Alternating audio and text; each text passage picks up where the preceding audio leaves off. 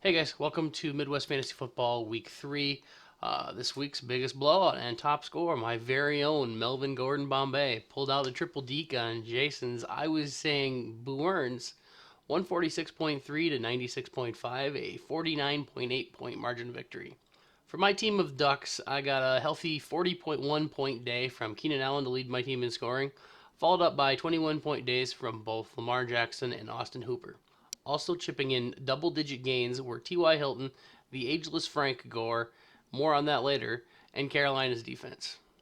For Jason, he was led by the Chicago Bears' dominating game over the Washington football team and the 19.6 points that he got from Phil Rivers. Unfortunately for Jason, 57% of the yards and all of the touchdowns that Dirty Phil put up this week were directly fed to Keenan Allen on my team and his opponent's bottom line. Also, Jason had the unfortunate loss of Saquon for the next couple weeks, but didn't appear to be overly concerned, not bothering to lob a dart at any of the possible candidates for the job over the next couple weeks.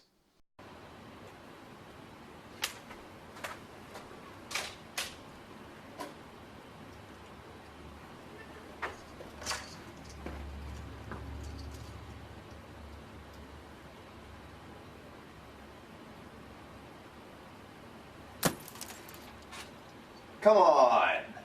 That's how confident I am in my John Hillman guess. He's a rookie running back on their practice squad that might get promoted, I guess. I don't know. In this week's closest matchup in a shootout, Chris's three-headed monster defeated Pope 2.0's Pew Pews 145.2 to 136.6, an 8.6 point margin of victory. Chris needed the monster firing on all cylinders in this one in order to hold off Pope 2.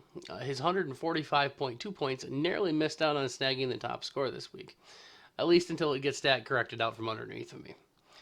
Chris was led by 44.34 points from Danger Russ Wilson, 32.6 points from Alvin Kamara, and 25.6 points from Julio Jones.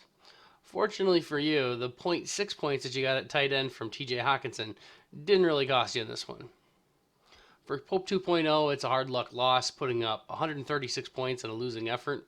You got a massive 44-point day from Mike Evans, 18 points from Marquez Valdez-Scanlon, and 16.5 points from Joe Mixon. You had your best lineup on the field. No player on your bench scored more than 4 points. Especially painful not having Devin Singletary available, as he could have probably outscored Sony Michel 7 points based off of Frank Gore's day. But more on that later. The suspense is killing me. In other matchups this week, Pope 1.0's To Deuce or Not To Deuce moves to 3-0 by taking down Nick's Hootie and the T-Blowfish, 124.7 to 113.5. Pope 1.0 got 23 points from Amari Cooper, 21.6 points from Carson Wentz, and 20.3 points from Evan Ingram. He got double-digit performances from 4 other players and really only had one bad game, a 2.7 point game from Kenny Galladay. Oh, and also you had a couple 20-point games from bench studs Darren Waller and Shady McCoy. Pope 1.0 ties the best start for a deuce in the post-deuce season. In 2017, the current champion Drew was the deuce that year, and he started out 3-0, immediately followed by 3 straight losses. He ended up missing the playoffs that year. Hopefully that won't happen to you. For Nick, you had the top overall performer in this matchup, getting 32.3 points from Tyler Lockett. You managed to actually somehow bring your tight end average scoring up this season, up from the 0 it was, to a massive 0.5 average points by grabbing Vance McDonald, who had 1 catch for 10 yards for a 1.5 this week. It looks like he's going to roll with McDonald again this week, so if you're a McDonald owner in any other league, you may want to look at alternative options because he's getting skunked again. Drew's Run CMC grabbed a win over Alex's Funkle Up, 127.52 to 116.3. Drew's running attack led the way here, grabbing 29.3 points from CMC and 25.3 points from Dalvin Cook. Touchdown Timmy Brady also chipped in 20.1 points. For Alex, you got 27 points from Patrick Lindsay, who I'm kind of kicking myself about because I tried to get him from you this week, and between 11 and 16 points from 5 other guys. I could have picked up on a few points from Drew by swapping in Andy Dalton for Matt Stafford, but it wouldn't have been enough to get you the win. Derek's Freeman Fuck-Up Project gets its first win of the season, defeating Brandon's Once in a Generation, 114.3 to 91.76. Derek's team was led to the first win of the season on the back of Jameis Winston's huge day, putting up 28.5 points while tossing 3 touchdowns to Mike Evans. The team backed up Winston very well in this one, getting 5 double-digit games from the rest of the squad. It looks like the only mistake for you in this one would have been the decision to start Stephon Diggs over Sterling Shepard, which was a 19-point swing, but it didn't cost you. Brandon's team, named of the once-in-a-generation, decided to score a low amount of points this week in solidarity of Saquon Barkley's injury. Brandon was led by the NFL MVP Patrick Mahomes' continued domination of the NFL, putting up 30.8 points this week. Fun fact, I read this week that Mahomes has yet to play an indoor game in the NFL. All of his games so far, he's played outdoors. Last time that he played indoors, it was in college, and he scored 6 touchdowns and put up 600 yards of combined rushing and passing. Should be interesting to see how his first indoor NFL game goes this weekend against the Lions. He's already projected for 29.5 points. Brandon's reaction to hearing that number? I like it a lot. Brandon also got dual 15-point games from his starting running backs of Marlon Mack and Nick Chubb, but you were hurt by the 1.1 point day that Calvin Ridley got you in the flex, compared to the 16 that Scary Terry McLaurin put up on your bench. Will you be Scary Terry? Oh, I love being scary, Terry. He says what regular Terry's thinking. This is taking too long. I'm gonna miss the farmer's market. Finally, that's Headley, defeats Josh's I win because y'all drafted 132.8 to 104.2. Lee was led from the big day on the ground from Mark Ingram, who punched in 3 touchdowns and ran up 103 yards en route to a 36.5 point day.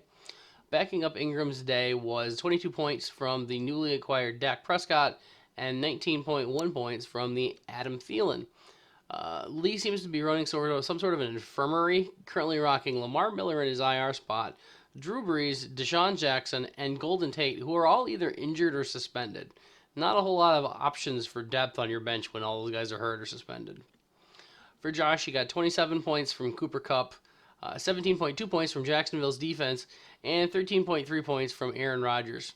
Clearly not very satisfied with the performance from his team, Josh opted to ship out both Cooper Kupp and Aaron Rodgers in a trade tonight to Drew's team, Run CMC. Drew picked up Aaron Rodgers and Cooper Kupp in exchange for the trio of Deshaun Watson, Sammy Watkins, and Darrell Williams.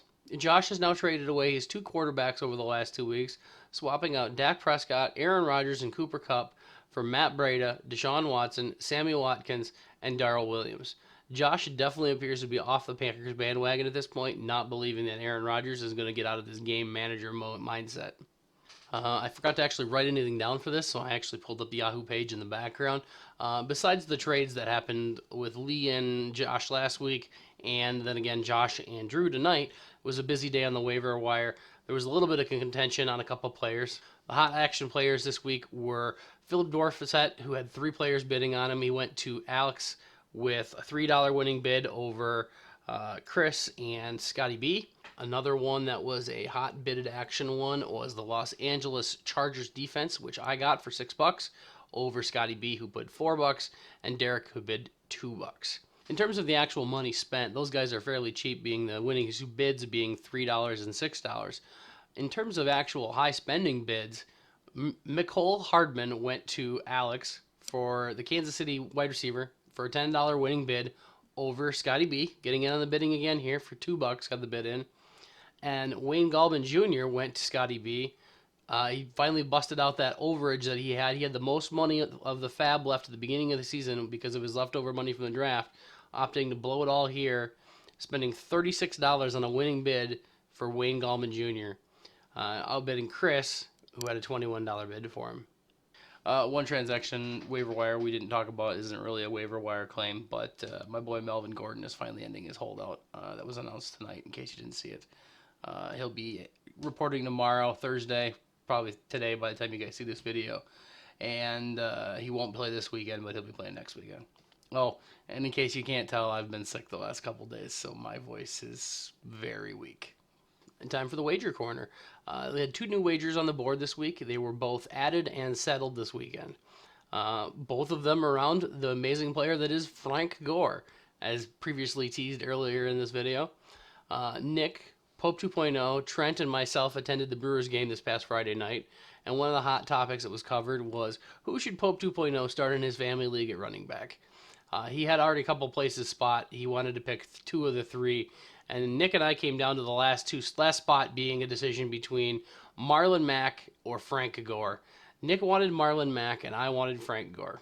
I want a free drink off of Nick for that massive win. And you can see it was such a huge win and a dominant win by the stats currently shown on screen comparing the two players.